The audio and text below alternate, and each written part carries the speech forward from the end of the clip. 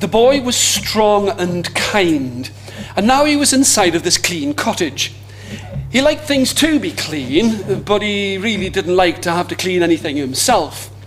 It was his grandfather's cottage, and he was alone inside of this place, and he was sweeping and cleaning and grumbling to himself because he really didn't like to have to clean.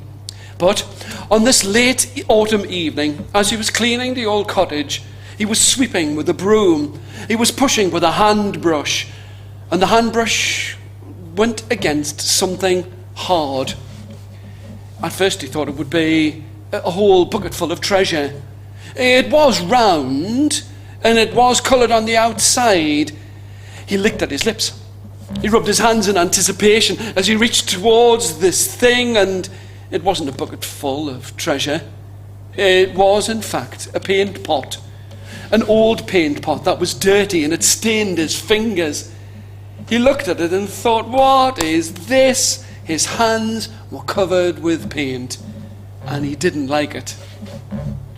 When his grandfather returned, he looked at his grandson's hands. Why, what's happened to you? You don't really like to have your hands dirty. And it was then that the boy took from behind his back the paint pot. What's this, Grandad? Where did you get this? The old man smiled.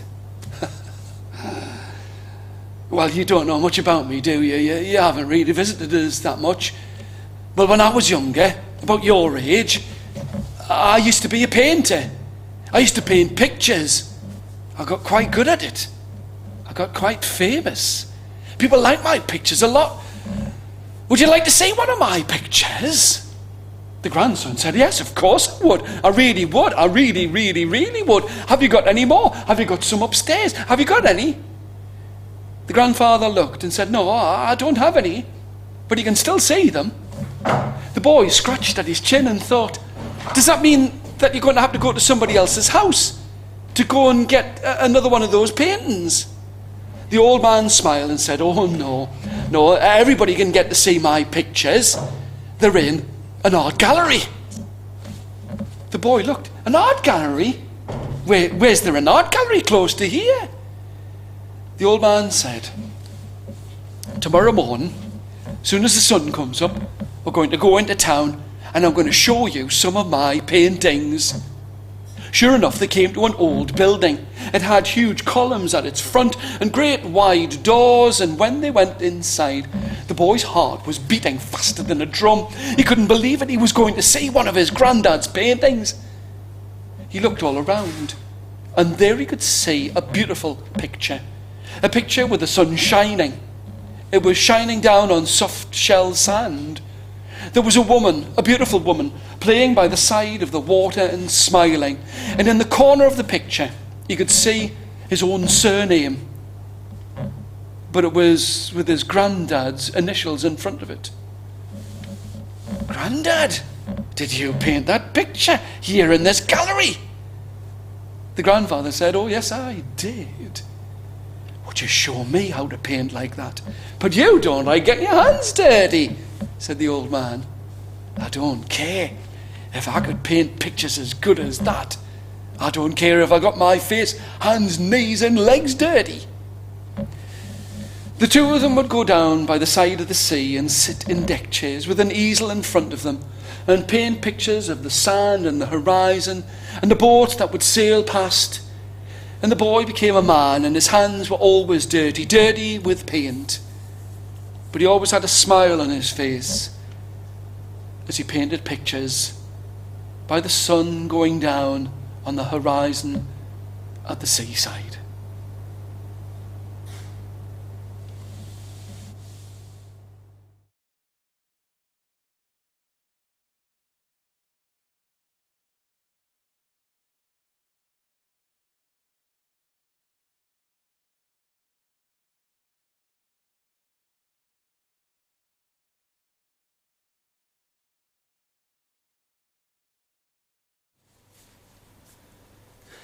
Tom loved museums better than anything else in all of this world. He would always look at the ancient Egyptians. He would look at the old machinery that had come from the century before this, and even before that. He loved to look at things that were old. But now he was in town, going shopping with his mum, and as he looked up, all he could see was how tall she was above him, and how she was dragging him along the streets. They were getting close to the museum. It was an ancient museum with huge doorways and a beautiful smell inside of polished wood. He loved to look inside of the glass cases, all of the things that had come from the time before this time. But now, on this icy winter's morning, rain was starting to fall. They were very close to the museum. Tom was starting to pull at his mum's hand. Could we just for a minute, we'd be out of the rain and everything. His mum did want to do the shopping. His mum did want to get everything finished. His mum didn't want to waste any time going into a museum.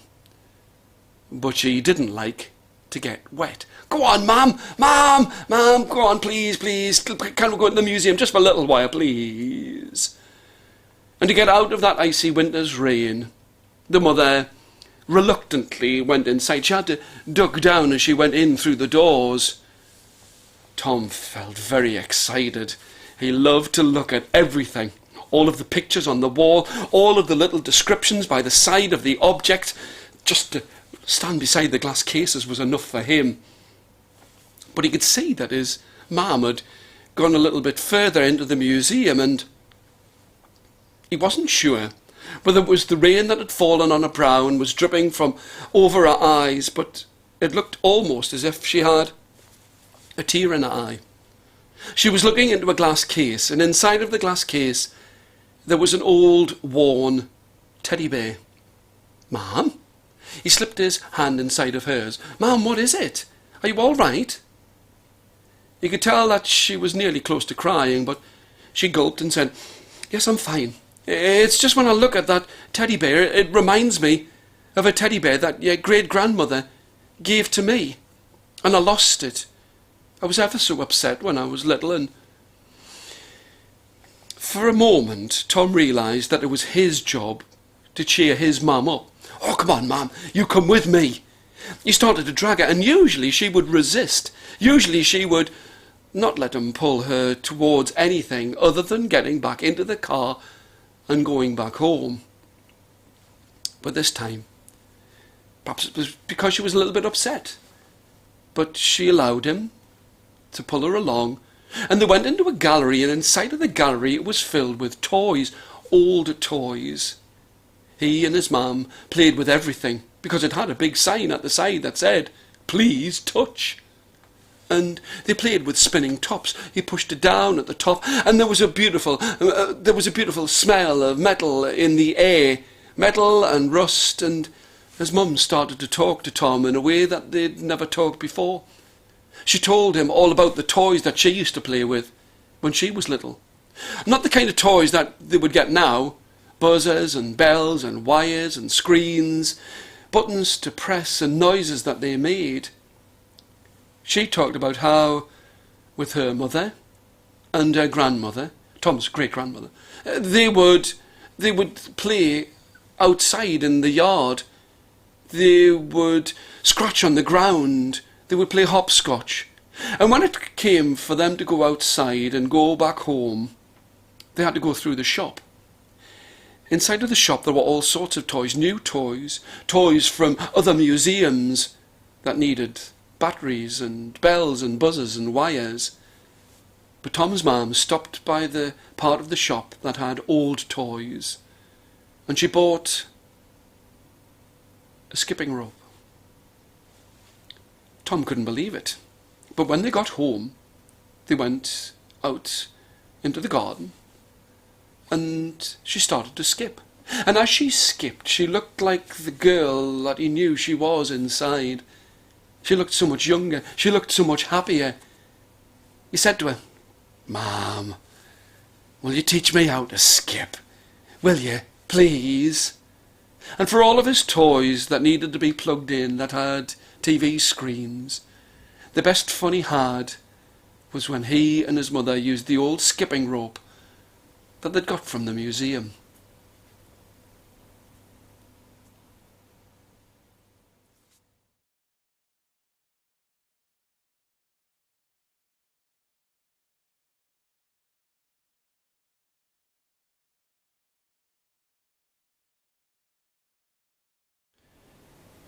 Ever since he'd been a boy, he had always fished by the side of this river. It was a long river. It had always had fast-flowing water inside of it. But now, on this rainy spring morning, he was wishing that he could fish.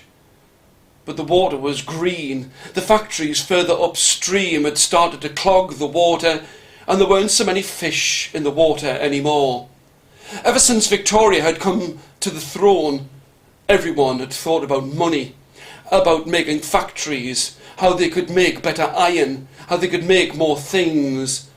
And it seemed to be that the water was reflecting just how greedy some people were getting. For out of the factories spilled dirty water, water that was clogging it with green weeds. But this fisherman, he was playing with his brother. He was playing with his brother a game by the side of the river, and it was as they were playing, the two of them, grown men, now playing as if they were boys again. They could see the factory owner's daughter there. She was looking. She had fine linen dresses on her back. She looked at the two men and said, "What do you think you are doing? You shouldn't be here. My father owns this river, and I don't know why you're playing like children. You should be in our factory, then you would make some money." The two of them said nothing. It's a terrible thing to say, but the two of them were tall and strong. You couldn't really tell that they weren't twins, but they were very similar. And people would call them names. They would call them names and say that they had no sense inside of their heads, for all they had to do was fish. Well, they might not have had any qualifications, they might not have been to school, but they were not fools. And they knew that it was better not to say anything at all. And still the girl wagged a finger at them. "You two, you haven't been to school. You two aren't as clever as I am. You two." And the two of them continued on, playing the game. They were using some old wooden butter pats, and they were bashing a ball from side to side, one to the other, but the girl was now angry. She walked straight up to them. "What do you think you're doing, ignoring me?" And still they said nothing. They could see that it was her father and his factory that was filling the river with all of the green slime, and the fish could not live. They might not have had schooling, but they knew enough to know that her father was causing all of this trouble. She stamped her feet by the side of this long river, and she stamped her beautiful shoes in the thick, slimy mud, and she slipped and she fell, and she cascaded and fell into the water. Her beautiful white linen dress was now filled with slime, but she could not swim. She screamed and yelled, and I've got to tell you, even though she'd been so rude and mean to them, he didn't wait. He didn't wait for a second. He jumped into the water, and he was tall and he was strong, and she was slipping further and further and lower in the water. But he was tall enough to put his feet at the bottom of the water, reach up and push her out. But all of that green slime was filling inside of his mouth and his nose, and he slowly floated to the top of the water, pleased that she was safe. This girl, who had been so mean, and his brother, pulled him out of the water. But when he awoke, there was a smell in the air, a smell that he did not know, the smell of soap. It caught at his tongue and his nose and his throat. But there was a father. He'd been washed and cleaned and was laying in a bed that was covered with white linen sheets. "What's that smell?" the man said. "Oh, my dear sir," said her father. "My dear sir, that is the smell of soap. Don't tell me you've never used soap." He didn't really want to say that he'd only had a wash in the water of the stream. And "What can I do for you?" her father said. "You saved my daughter's life, and I promise you that I will do anything that I can." People might have called him a fool. People might have said that he had no schooling, but he didn't wait for a single breath. "I would like you, and I know it's you, I would like you to stop putting all of that filthy water into the river. It's filling it up with slime and weeds, and the fish can't swim." The factory owner knew that he had to keep his promise. And I'm not going to tell you that he stopped all of the production inside of the factory, but it certainly slowed. And with time, fish that had once only been as big as your little finger were now as big as your hand. The water did not move as it had done, but it certainly moved faster. The green and the slime and the weeds were starting to go. But there was one thing. As he would stand by the side of the river and throw out his line and catch fish, he swore to himself that he would never wash with soap for as long as he lived.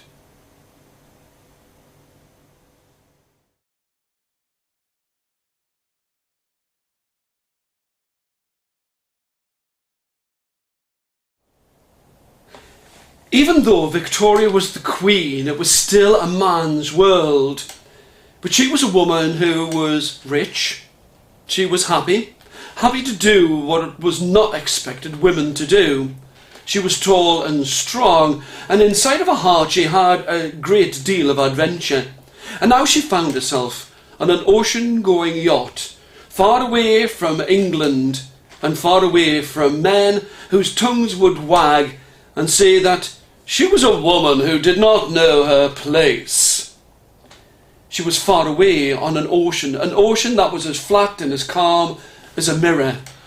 Now the yacht, as the sun shone in this early hour, as the sun shone upon it, it looked golden and glistening.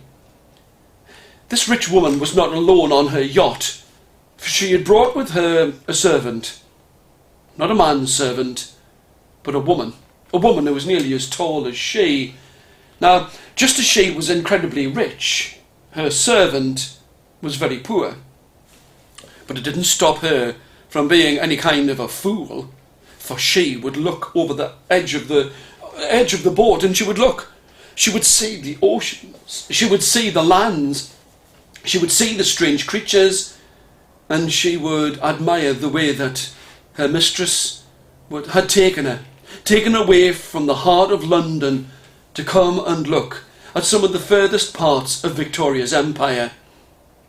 This was not a holiday, for this rich woman wanted to bring things back that people had never seen, whether they were rich or they were poor, whether they were a commoner or a queen, so that they could be placed inside of a museum for everyone to see.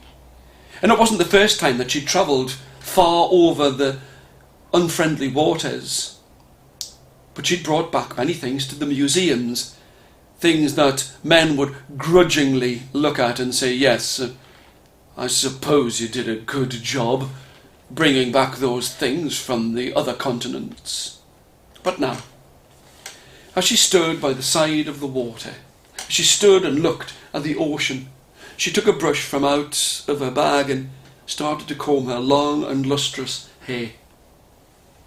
But when she looked into the water, she could see something that was floating there.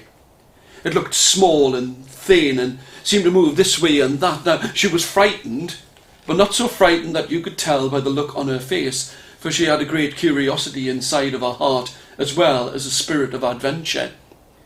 She looked towards it.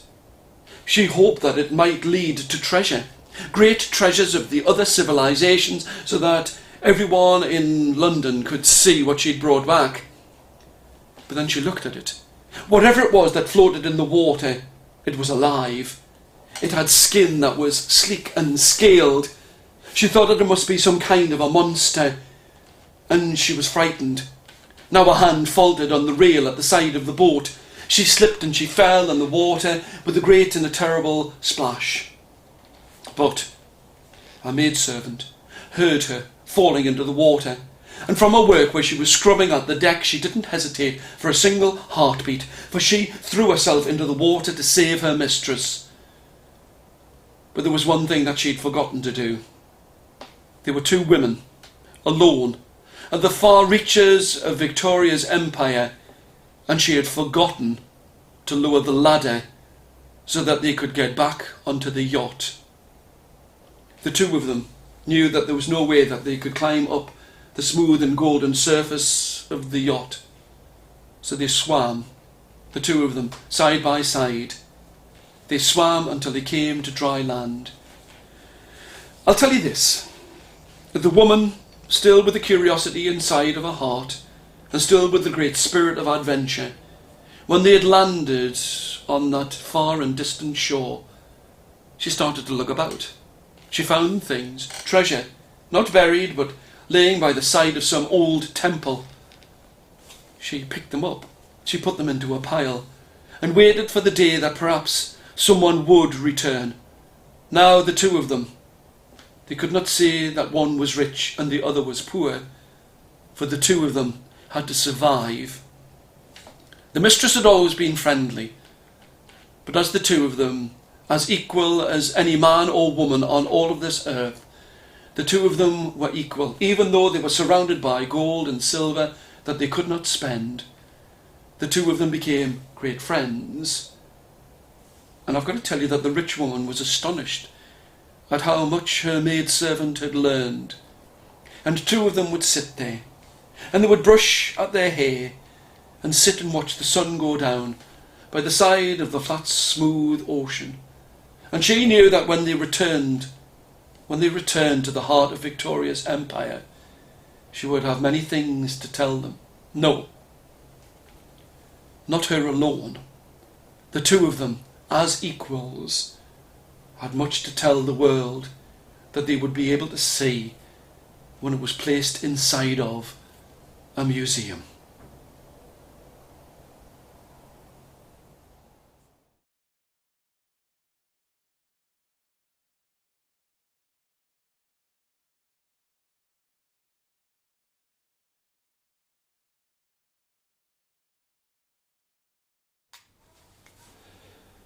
As the sun rose on the last day of summer, this poor boy got from out of his bed, a bed that he had to share with his 6 brothers and sisters. It was a large family, but his father had died. He had come to this place, to this city, this dirty city, to work in the mines. And there was a house that was attached to the job that he took. But when he died, the whole of the family were turfed out and onto the streets. But he'd found a job in the baker's, and he knew that once he got there and opened up the door, he could take the corner off a loaf of bread, and he'd be able to put it inside of his mouth, and the sweet taste upon his tongue, lips and teeth would take that gnawing hunger from out of his belly. And now he walked through the streets, a crowded place. The houses were not tall, but there were many of them, for this was a populous city. Now that Victoria was on the throne, everybody wanted to make money and have it in their hands and their pockets, but he was working to keep the whole of his large family alive. His mother tried as best as she could, but his brothers and sisters were all younger than him, so he was the only one who earned money to keep them all alive. He had to walk past the side of the river, and on the river there were boats, and he could see children even younger than him who were working on the boats to pull in the fish, to put down all of the goods on the quay side. And just as he was about to open the door to the factory, the bread factory, he could hear crying. It was crying from a boy, a small boy, younger than him, but he could tell by his clothes that this boy was not poor, for he had shoes on his feet and no dirt on his face. The poor boy went over to him. "Where are you? Well, what are you doing here? You seem to be a long way from your home. What's your work?" The rich boy wept and cried, and salty tears rolled down the side of his cheeks. "I'm lost, I'm far away from home. I don't know where I am, I'm lost in the city." And the boy, who knew that he would get in trouble with the overseer for not getting onto his shift and making and counting the biscuits and packing them for people richer than him to eat, he knew that he would be in trouble, but he had a good heart. And he said, "Well, where do you live? Tell me something about the place that you live." The boy still kept crying, "I live by the side of a church. There, it has a great white steeple at its side." And the boy hadn't travelled more than 7 miles out of the great city But he knew that he had seen that church, the white church, and he knew that part of the city. Well, I know where that is, and I'll take you there. All he could think about was the beating that he would get from the overseer. For anyone who was late would get some of the small amount of money that they got for their long hours of work taken from them. But he thought that he would help this poor young boy who was richer than him. When he came to the door, he knocked upon the huge door. It had a huge round brass knocker, and the door opened up, and there was a maidservant. "Go away, the master doesn't want to see you. Go away from this place." But the master and mistress of the house knew that their son was missing. "Who is it, Bessie? Who is it?" They ran to the door, and there they could see their son. They were so grateful to him, that they gave him a job.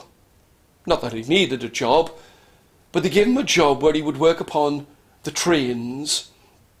And a job working upon the trains was a job that would last for life. For the trains had only just been formed, the lines that had all been made, the train tracks that ran from the top of Britain to the bottom of Britain, to the side, to the east, to the west, and to the north. They'd only just been formed, and it was a good job. The boy earned 3 times as much as he would have made inside of the bakery. At first, he had to sweep up the coal. Then he would have to polish inside of the station. But then he was given a job on the footplate, where he would have to shovel the coal and throw it into the huge hungry fire as the steam engines chugged their way across the whole of this great nation.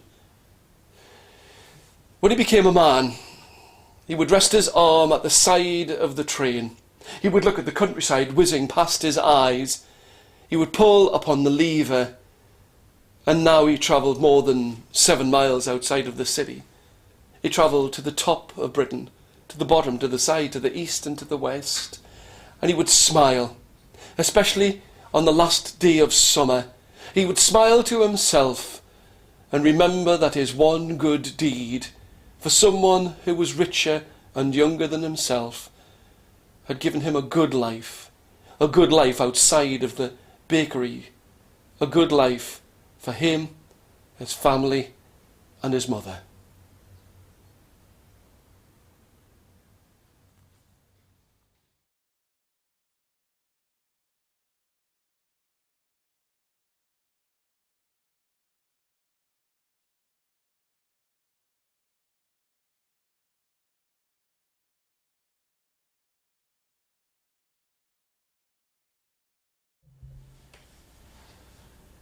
On this cold winter's morning, the boy was climbing a tree.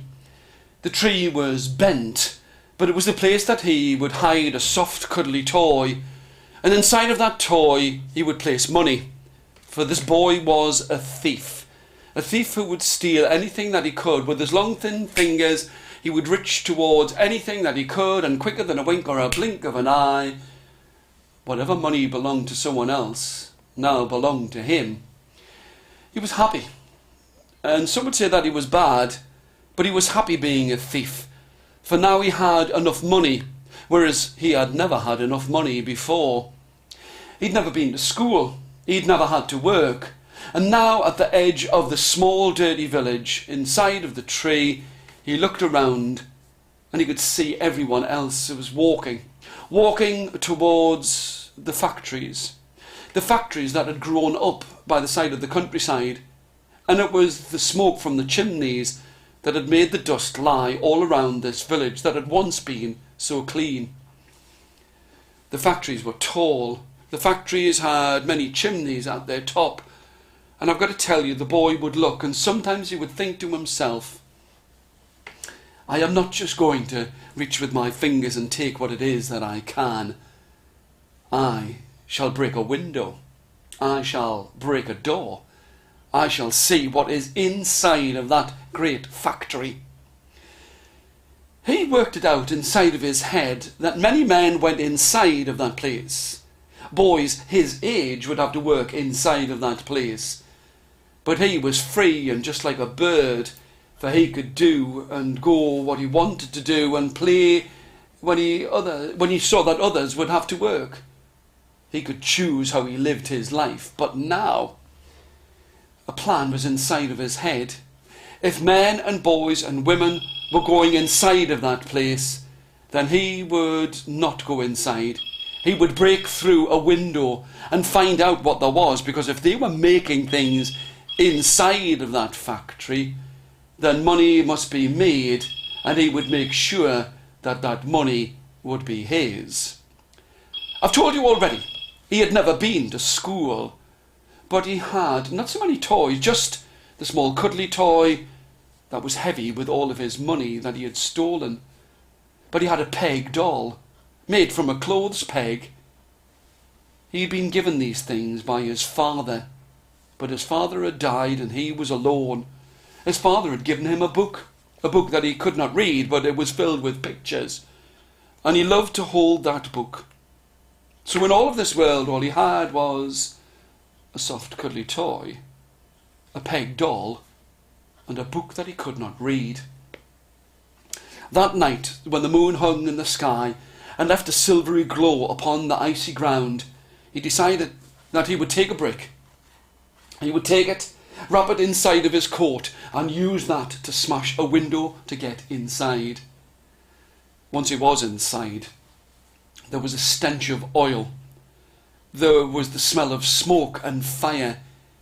Industry was springing up all over this great place, this great land. And it was then that he saw a book that was lying by the edge of the whole of the factory. He picked it up and looked at it, but it wasn't filled with pictures. It was filled with bold, hard writing. If he could have read it, he would have seen that it was a warning not to go any deeper inside of the factory. The next morning, the book was found out of its place, lying flat and face down in amongst all of the oil and the grime as the factory engines cooled. A coat was found with small slivers of glass, but the boy was never found. Years later, when that tree grew taller and stronger and straighter, in its boughs and in its branches there was found a small, soft, cuddly toy. And in amongst all of the stuffing, there were coins, pennies, farthings, halfpences, threepenny pieces and sixpences, that all bore the face of Victoria. No one knew how it had come to that place, and no one knew that it once belonged to a boy who was happy being a thief, who would climb into his tree and watch the smoke rise from the factory and their chimneys.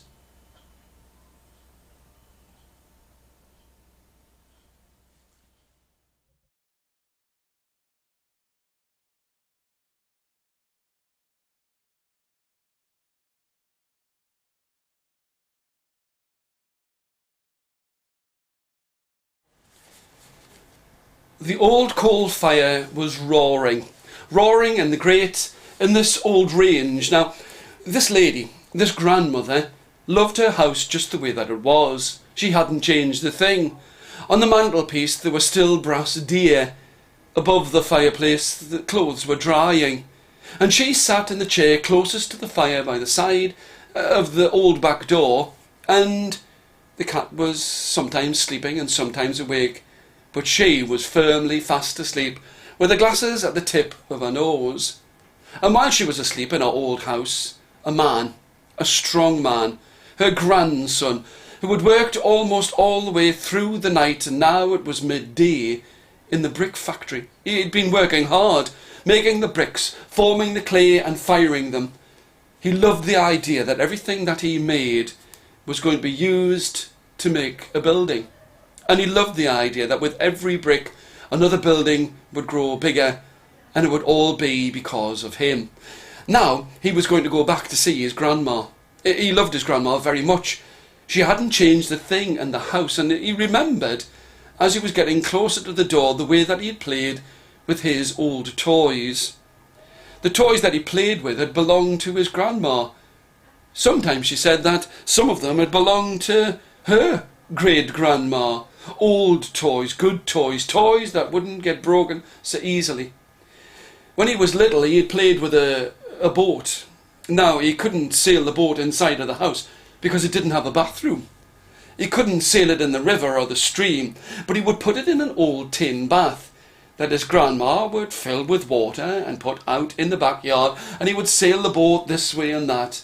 And this tall, strong man, as he was going back to his grandma's house, smiled to himself and remembered how he had played with his grandma's toys. She had said, his grandma, had always said that she was never going to change a thing, and she was going to stay in this house for as long as she could. All around her, the houses had changed. All around her, time had moved on. But it was just like stepping into the past when he walked in through the old brown door, and he smiled to himself, for there was his grandma fast asleep, a cap on her head, glasses on her nose, and a cat on her knee. Now, the cat woke up as soon as he came in, but she didn't. He thought that he would play not a trick on her, but give her a big surprise. He would make her some tea. Now, the kettle was resting by the side of the fire, and before he had a chance to make the tea, the kettle whistled a loud, shrill, high noise, and she woke up and she looked at him. "Oh, you are a good boy. You've always been a good grandson to me. Grandma, I love your house. Your house is old, but it still reminds me of the past. It reminds me of when I was little. And when I walk in through the door, I feel as if I'm 6 again.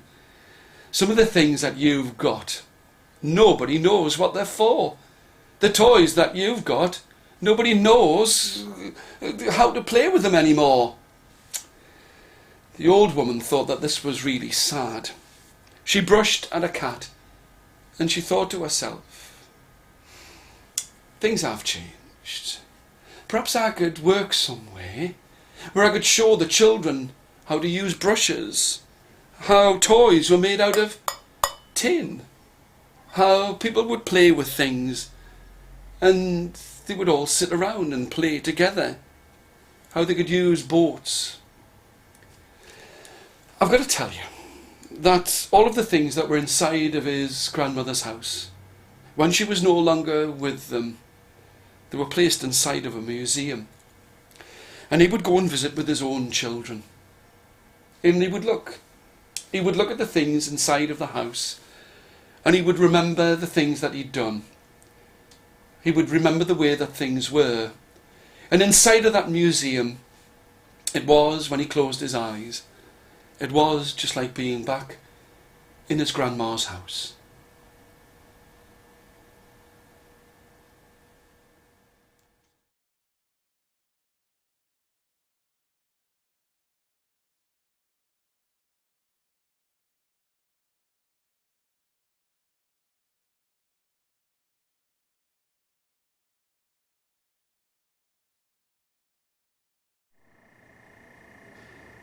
With his thin fingers, the boy prince touched the jewels that hung about his neck.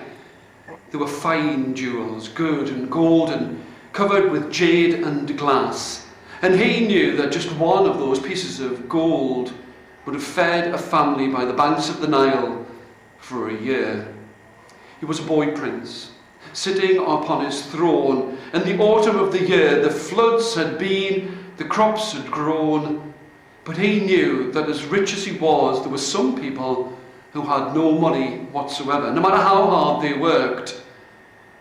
And he knew that the scribes would sit and they would write about the things that he had done, about his deeds. They would let everyone know about what this boy prince had done to help the people who lived upon the banks of the river Nile.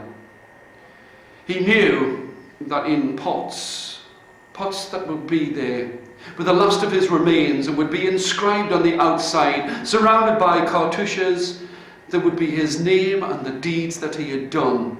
And he did not want to be remembered just for the fact that he had been rich. He wanted to be remembered for the things that he had done to help the people. But he knew that there was a danger if he went out and was to take these jewels and give them to all. There would be nothing for him or for his children.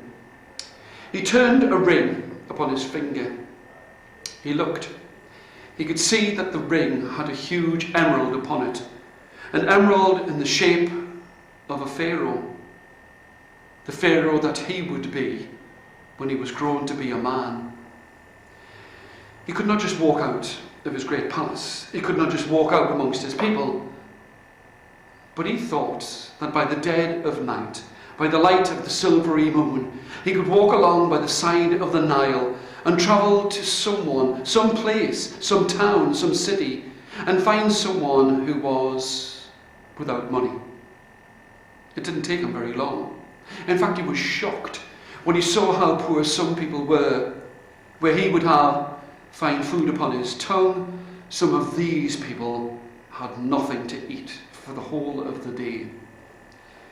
He took the ring from off his finger. It felt heavy in the soft palm of his hand, for he had never done one day's work in all of his life. He took the ring and placed it just inside of the doorway and turned and went back inside of his palace. The boy prince did in fact become a pharaoh, the finest pharaoh that land had ever known. And the scribes would write about what he did, about his great deeds, the things that he'd done and the things that he would say. But on one pot, there was a series of hieroglyphs that told of this prince who thought of his people first and was the best pharaoh that ever lived in all of that land.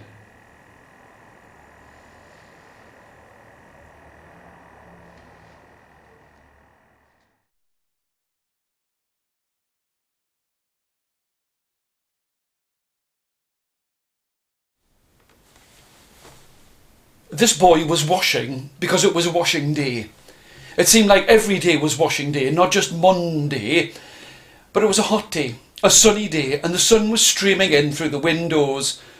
The windows were open and the boy could hear the other children playing down by the side of the sea. He wished that he could have been out with them, but his father was at the war and his mother was working in the factory. And if anything was going to have to be clean inside of the house, then he was the one who would have to clean it. He pushed the tongs, the wooden tongs, right inside of the hot, steamy tub and pulled some of the washing out. It dripped and splashed all over him, but he pushed it into the mangle and turned the mangle round to squeeze as much water out as he possibly could. Because every day was a washing day, which meant that every other day was a drying day. And just like his mother, it seemed to him that he knew all of the tricks that you could do to dry the washing. Not just put it out on the line, but you could put it in the scullery, you could put it over the backs of doors and chairs, you could hang it over clothes horses. As he looked out of the window, it was difficult to see anything at all, because by the side of the sea there was a lot of shipbuilding. And where there was shipbuilding meant that there would be a lot of aeroplanes that would come over and they would try and bomb the factories and the shipyards. So everyone, to make sure that their windows weren't smashed to smithereens every time a bomb went off, they would put tape over the windows. They would crisscross it with thick brown tape to try and hold the windows together against the worst of the blasts. But if a bomb dropped upon your house and you weren't in your shelter, then that was the end of the house and an end to you. But now he had to go out and carry a bucket of water. A bucket of water from the outside yard where there was a tap, and he would carry it inside, heat it up, put it in the tub, and he would move a stick around inside a pus stick. He would move a pus stick inside of the tub, up and down and round, and it would slurp and slosh all over his legs and his trousers. And when he went for a second bucket of water, the air raid siren went off. And the ARP man, with his metal hat upon his head, his helmet upon his head, he shouted, "Get yourself inside of your shelter now!" He could see people running in the streets. He knew that this was a dangerous time, but he could see some children who had sand on their legs and sand on their shoes, and they'd been down by the side of the sandy sea, and he knew that there would be the Punch and Judy man. This boy would have loved to have gone down and watched the Punch and Judy show. He loved it with its crocodiles and sausages and the baby and Mrs. Punch and Mr. Punch, who always used to wind up saying, "That's the way to do it." But he knew that the man, the old man, who did the Punch and Judy show inside of his tent, couldn't really hear that well. He would start his show and he would just continue on to the end, against any kind of interruption from anything that the children would shout out. This boy worked out inside of his head that if he couldn't hear the children, then he wouldn't be able to hear the air raid siren or the air raid warden. So he, instead of going back to his shelter, he ran down to the side of the soft shell sand sea, and sure enough, there was the Punch and Judy show, still going, with a man with his hand inside of the puppet going up and down, and he was too far inside of the tent and the puppet was too high over the side of the stage for him to notice that all of the children had gone to rush for the side of shelter inside of their shelters. But this boy opened up the back of the Punch and Judy show, and I've got to tell you that the Punch and Judy showman was shocked and not a little bit angry. "What do you think you're doing, spoiling the show?" The boy mouthed the words, "Air raid. There's an air raid. You need to get inside." There was no time for the Punch and Judy man to gather up all of his puppets, but he did grab hold of his favourite and most precious one, Mr. Punch. He ran as fast as he could with the young boy by his side till he got inside of the safety of the shelter. They could hear the bombs going off. I've got to tell you that some of the bombs did not make their mark. Some of the bombs landed on the seaside. Some of the bombs landed on top of the Punch and Judy show. And when it was all clear and they went outside, all they could see were little bits of the Punch and Judy tent, bits of the crocodile, bits of the sausages, bits of all of the puppets. But the old man was grateful that he had his best prize, the Punch and Judy puppet. The boy and the Punch and Judy man became the best of friends.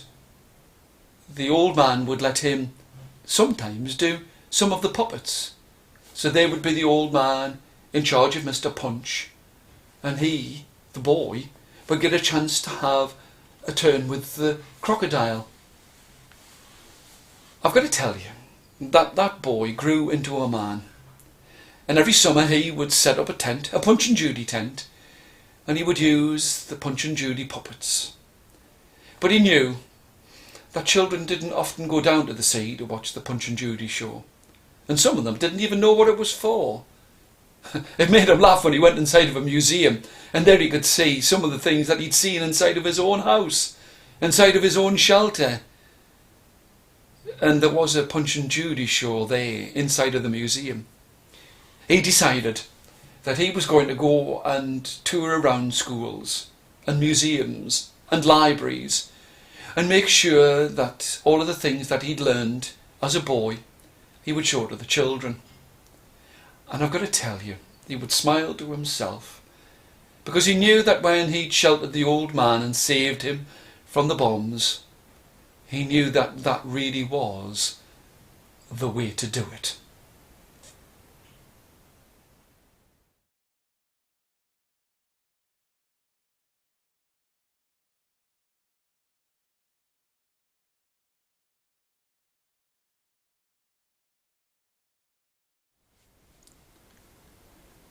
As the morning was turning into the afternoon on this icy day, the girl who was shy and poor was painting by the side of the rough and rocky sea.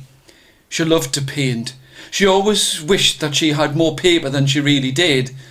But now she had her watercolours, and she was painting by the side of the rough and rocky sea, and making sure that she could put her arm up to stop the water from splashing onto her painting. She loved to make each line fine and firm and straight, and she was a bit concerned when she saw that the snow was starting to come down. But still she painted. She wanted to become one of the greatest painters in the world, because she wished to have money in her pockets, because she didn't know what it was to have money. And being shy, she found it difficult to make so many friends, but she loved the idea that as the waves rolled and the water crashed against the rough rocks, she was painting a beautiful landscape. And still, the snow came down, and the ice was starting to form on the ground. And on this cold winter's morning that was turning into the afternoon, she didn't expect it, but some other children who were out in the snow not to paint, but to make sure that they could throw snowballs and slip and slide on the ice, had taken a snowball and thrown it as hard as they could, and it had landed at the top of a painting. And now that snowball was starting to melt, and all of her good, hard, fine, straight lines were starting to blur.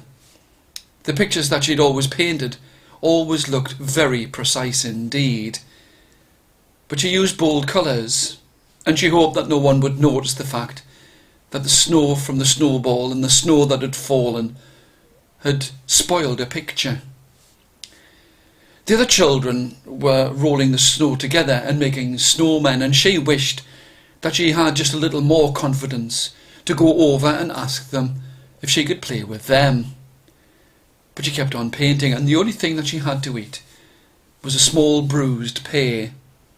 But it was just enough to keep her going.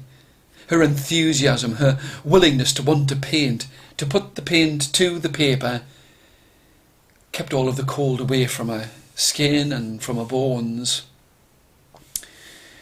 When she'd finished, she looked at it, and to her it looked like no other painting that she'd ever done in all of her life. She'd liked it so that everything looked exactly the way that it was, but this was smudged and blurred. The colours were bright, but it was still difficult to see exactly what it was. She had no more paint, she had no more paper, so she had to enter it into the school competition for painting. She thought that more people would laugh at her than had ever laughed at her before. She thought that people would call her names, which did not make her feel very happy. But she couldn't believe it when she went into the great hall where all of the paintings were hung on the wall, and she saw hers with a first prize and a recommendation, a distinction and a trophy. People were looking at her paintings. Children who'd thrown snowballs at her were looking at the painting and muttering and murmuring amongst themselves, and it wasn't terrible things that they were saying. They were saying how much they admired the painting that she had made, and how it looked like the seascape as the snow had fallen. She grew older and taller and stronger, and her paintings hung in galleries, lots of museums, and no one would know who she was, so she could stand by the side of the painting and listen to people say, "What a great painting. What a fabulous painter must have done this. They must have been the greatest painter in all of this world." She felt so proud. And after that time, when that snowball had landed upon a painting and made it look so that the lines weren't as hard and as straight or as even as she had done them in the past, she would look at all of her paintings, and she would scrunch her eyes up and look. And she knew that with the lines not being so direct and so straight, it gave people a chance to make the paintings their own, so that they could interpret them when they saw them in museums and galleries.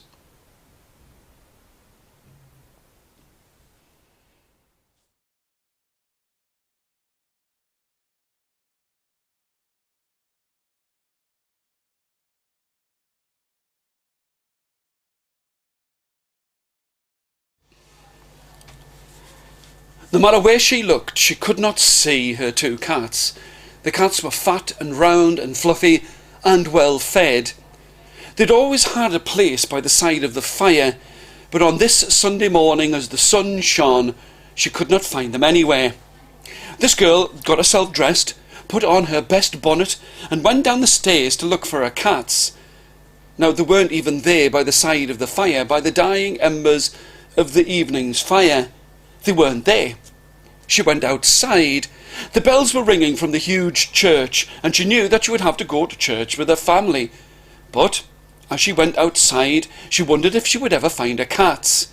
Now, it was a huge garden, but as she looked around, she couldn't see them, not even any paw prints in the mud, because these cats, well, they were well fed, they were well looked after, and she could not find them on this fine and bright sunny morning.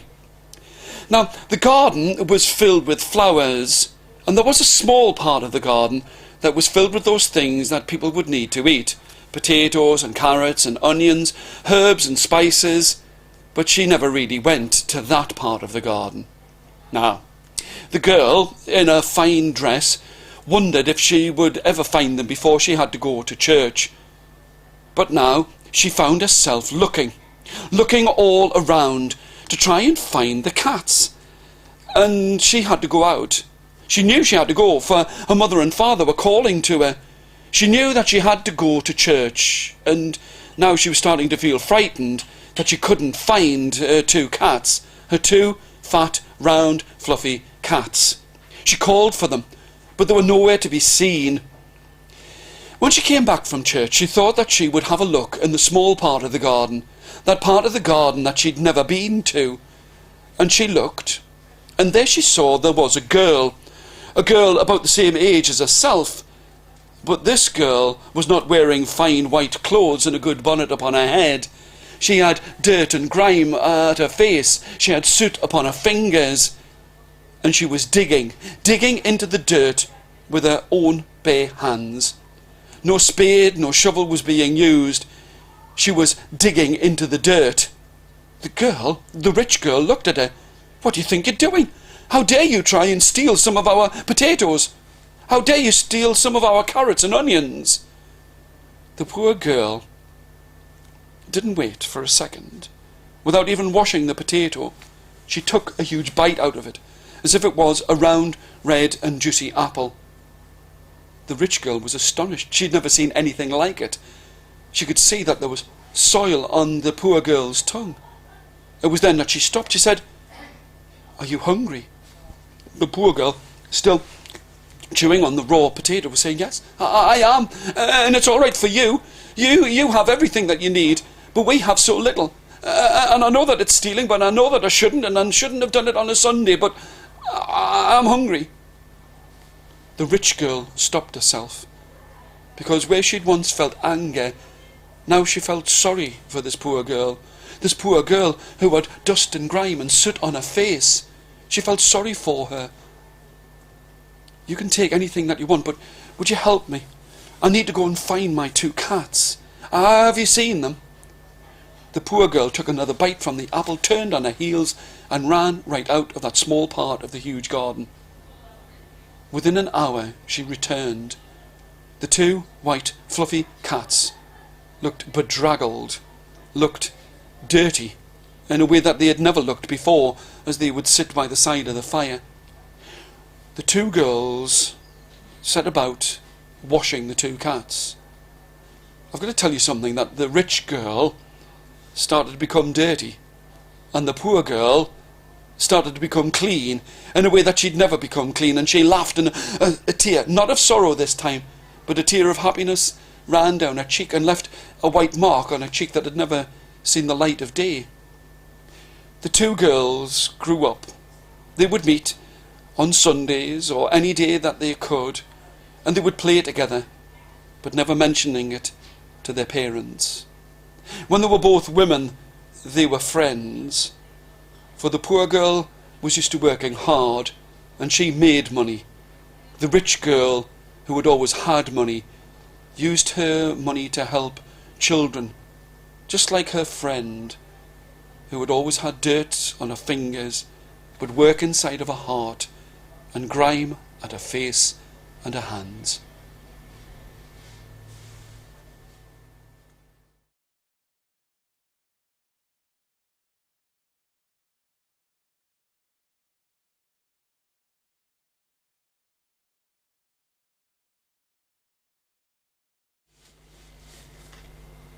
She was a good girl, and even though there wasn't very much in the middle of the Second World War, she tried the best that she could.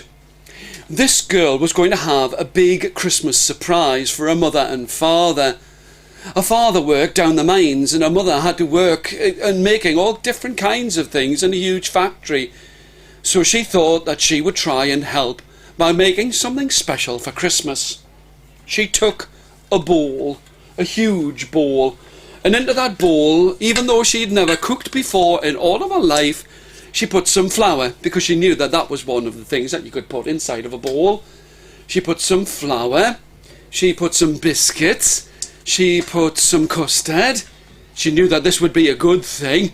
And then she started to put in some other things, some mince. And she mixed it all up inside of the great bowl and put it inside of the oven to cook. This was going to be a very special surprise. She'd used all of the flour ration, all of their meat ration, and mixed it all up inside of the bowl. The flour, the custard, the mince, the butter, all together, and put it laying flat inside of the oven to cook. She was hoping that she would get something extra special for Christmas. She was hoping that she would get a puppet, a Mr. Punch puppet. She loved puppets. She loved to play with them. She would play with the other children and make up stories, and they would play together, and what she really wanted was to have a puppet that she could play with. When it came to Christmas time, which was only a day later, she was hoping that she would find lots of things inside of a stocking.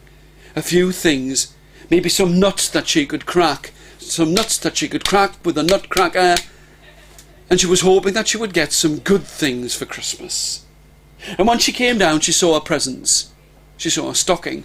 She saw it had one orange. An orange! She hadn't had an orange since before the war had started.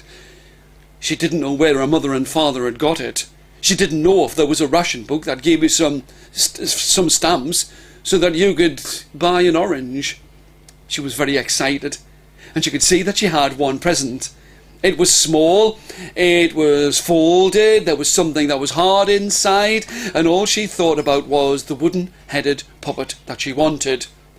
But when she opened it up, all she could find inside was a skipping rope. A skipping rope that wasn't made out of plastic, but it was made out of wood.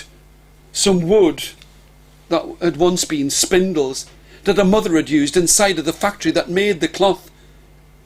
And she looked at it, and she knew that in the middle of the Second World War there wasn't so much of anything, and she had to take whatever it was that she was given.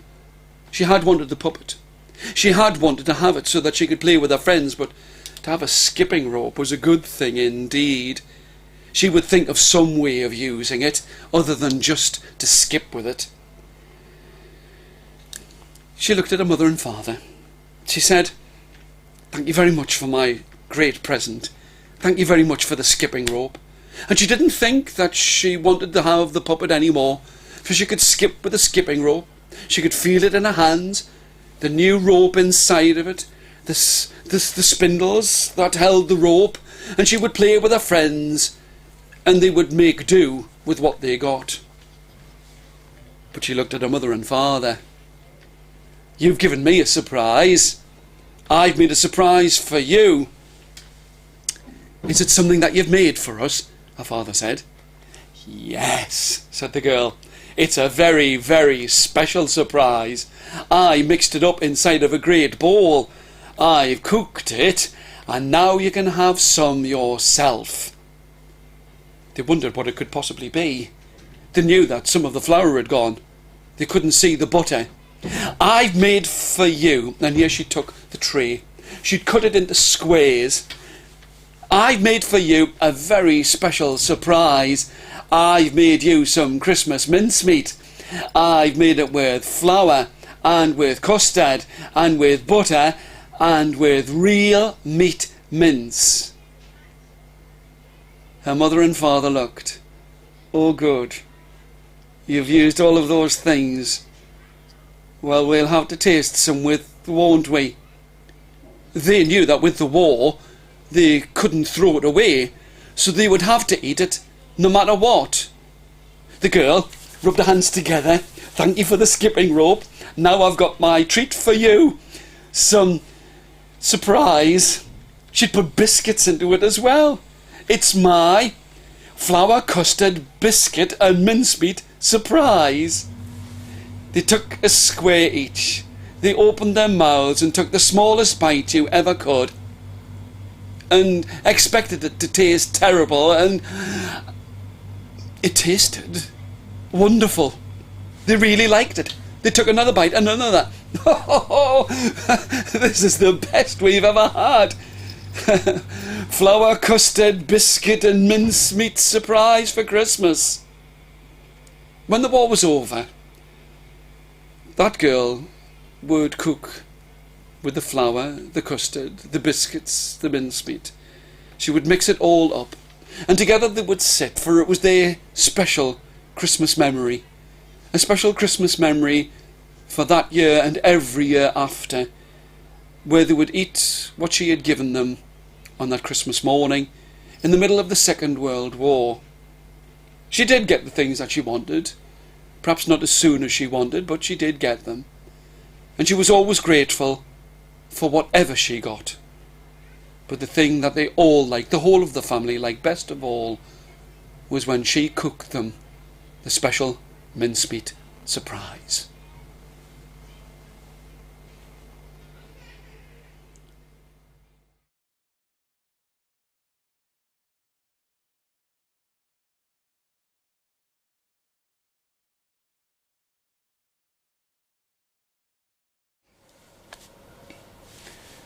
The snow fell on the first day of winter, and the slave girl was pleased, for this was a dirty town, far away from her own home. She'd been taken as a slave, far away from the hot climate of where she was born. Her skin was as black and as velvety as the night. She had a beautiful face and skin that was smooth, but this dirt in the town, she did not like it. But snow, like goose feathers, falling from out of the sky, she'd never seen it before, and it made her feel cold. She was a good girl, a kind girl, a girl who was strong in her arm and inside of her heart. She did what she was told, she did everything that she was told, but it was too far away from her home. And now, as she went from her poor lodgings to try and find a way through the streets to her mistress's house, she didn't like the way that the snow made her feel so cold and so far away from home. Nero had been on the throne for 10 years, and that sounded like someone from a different land, for she had never seen Rome. Just here, the far reaches, where the mountains surrounded her, and not like the flat savannah plains. As she was making her way towards the mistress's house, she saw that on the line there was a piece of cloth. Now the piece of cloth was as white as the snow, and she could see that it was flapping in the breeze and moving this way and that. Some of the threads had come away at the bottom of it all, and she thought that whoever owned that great piece of cloth did not care for it, for it was being left outside as the snow fell on it, and she could do with it. Against all of her better judgment, she pulled it down and wrapped it about her shoulders. It made her skin seem all the darker. It made her face seem all the more beautiful. And she wrapped it about her shoulders, and soon she did feel warm. And as she was walking towards the house, she could see that her footsteps were left deep in the thickening snow. She got to the mistress's house. She opened up the door, and there stood her mistress. A finger pointed towards her. "Just what do you think you are doing? Where did you get that fine cloak? I do not pay you at all, so you must have stolen it." The girl felt guilty. Her cheeks reddened. And she wanted to say that the cloth had been left on a line and would fall into the water and the mud and the snow. But not a word spilled out from her mouth. For as her mistress was standing there, her hands heavy on her hips, this girl with the cloak, the stolen cloak, wrapped about her shoulders, could see in the corner of the room that there was a snake. A snake with its long, sharp fangs. It was slipping and slithering closer to the mistress's porcelain white ankle. The girl pointed, but it was only a babble that was coming from out of her lips.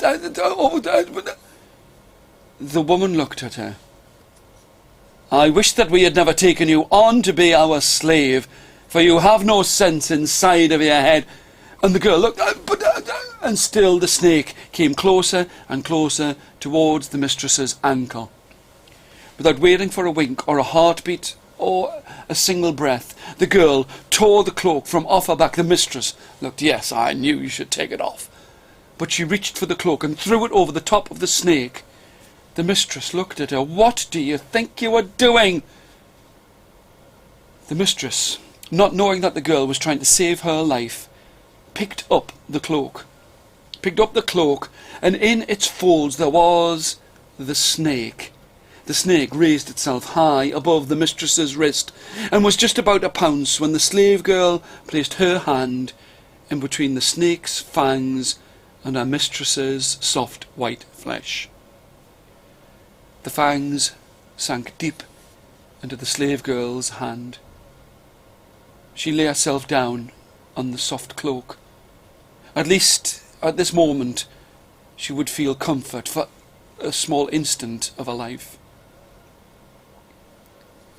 The mistress, when she realised what the girl had done for her, made sure that she was made a free woman, no longer a slave, and was buried, and had above her gravestone, a gravestone, inscribed with her name, "The finest woman that has ever lived upon this earth."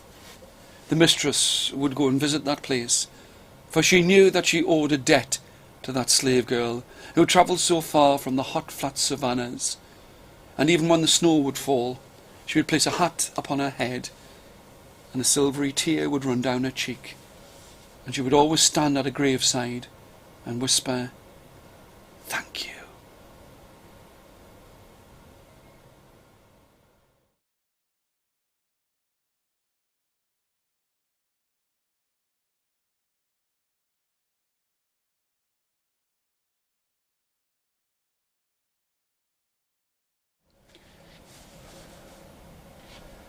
The sun was hot in the sky, and on this flat countryside the girl was hiding behind the few trees that were there. She was running. She was a kind girl. She loved to help people, anyone that she could. But now she was having some time just for herself and for her brother. They were playing hide and seek, and she was very good at it, for she was tall and she was thin, and if she pulled her arms by her sides, then she could hide easily behind the trunk of a tree. It was hard to think that there was a war going on, as the sun shone and the birds flew in the air and sang. But she was there with her brother, playing a game of hide and seek. She couldn't believe it, but by the roots of one of the trees she looked and she saw there was something that was glistening, something painted. She didn't know what it could possibly be, but she looked and she saw that there was a wooden-headed doll.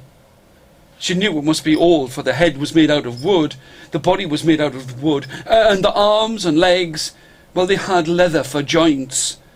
An old doll. She couldn't tell whether it was the fact that the tree had grown up and the roots had disturbed the ground. Some of those bombs that had fallen and had exploded in the fields had disturbed the earth. And now, with her fingers, she dug down, and there she found this doll, this old doll. She knew it must be precious, but she dug it, and in her digging she found lots of other things. She saw that there was a toy that even after these hundreds of years still worked. The handle had broken off, but when she twisted and turned it, it looked just like a circus. She smiled to herself. These things have been there for hundreds of years, and now these bombs that have dropped have disturbed the earth, and I found them. She was very excited indeed. She thought that if she could take them, then maybe she could play with them. She forgot all about hiding, and her brother said, "Oh, what are you doing? I can see you." But she showed them to her brother, the doll and the machine. The machine that made the 3 dolls bob up and down just like a circus ride. The two of them laughed, and she placed them in the pack and the sack at her back, and they both ran back to their homes. But they could hear a dull thud, a moan, a groan in the air, like huge bees that were buzzing in the air. And they knew that there would be an air raid soon. They didn't wait.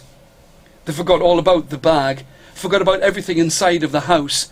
They ran to the great shelter that was in the middle of the town, deep and dark and underground.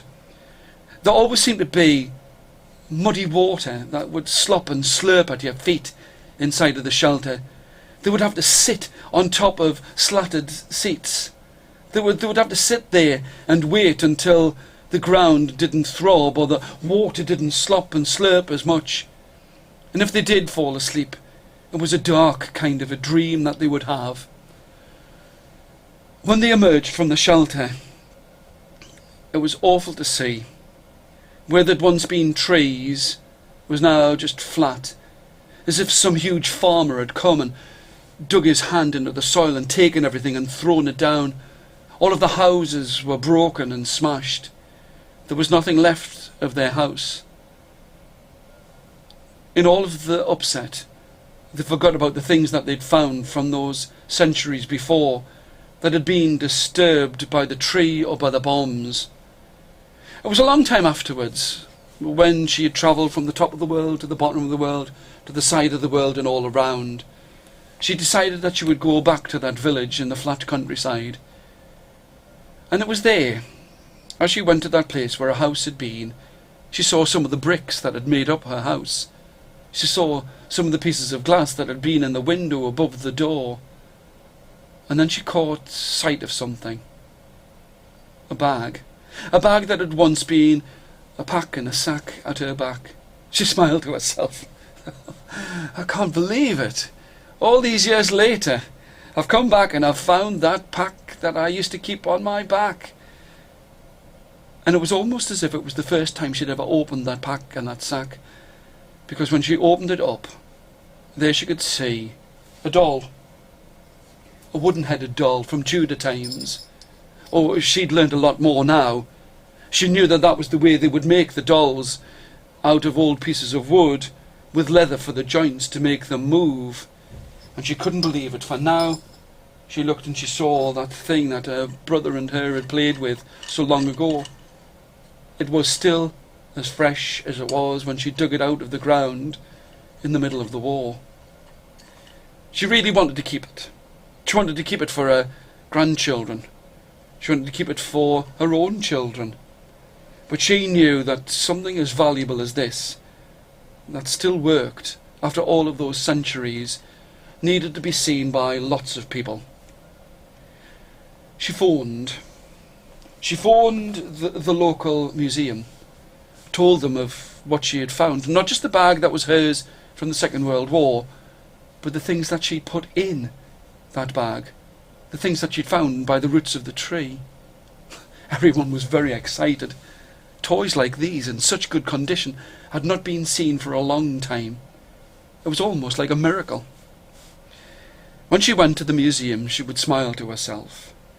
She would see, at the side, Tudor wooden doll, found by Longfield Woods, and kindly donated to this museum by Christina Style. And there was the little doll that moved up and down, and it also spoke of how she had found it. A photograph was in the local paper. And for all it had been a terrible day when she had found those things, to find them now so many years later, and to give them to the museum for everyone to share, she couldn't stop herself from feeling proud. And her own grandchildren would want to hear the story that she would tell.